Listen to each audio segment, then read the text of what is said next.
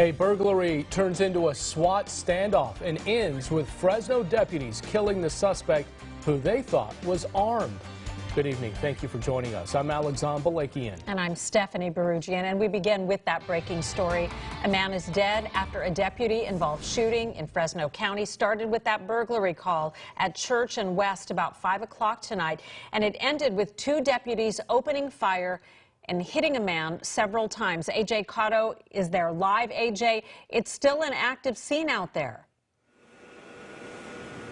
Stephanie, it is, and detectives are expected to be here throughout the night. I'm going to take a step aside and let you see what we're looking at right now. You can see them off in the distance there. That's Jamie's Auto Dismantling on West. A sheriff's office spokesman says a man broke in through one of their doors or windows after everyone had left for the day, but the owner happened to forget something and went back. He found the man either passed out or asleep on the office floor. That's when he left and called 911, telling them there were firearms and ammo inside the building. So deputies went in knowing the alleged intruder could be armed. They say they spent about a half hour trying to make contact with no response, eventually calling in a SWAT robot.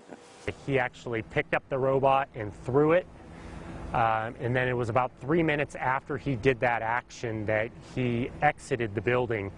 Well, he ended up confronting a couple of our deputies that were on the perimeter. They demanded that he stop.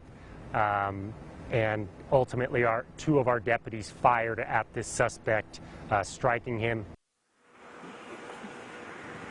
It's still early on, and investigators will now be looking at exactly what happened. At this point, they have not identified the suspect and say they're still verifying if he was in fact armed. Now, fortunately, no one else was hurt tonight, but again, deputies do expect to be on scene here for the rest of the night. Reporting live in Fresno County, AJ Cotto, KSEE 24, local news that matters.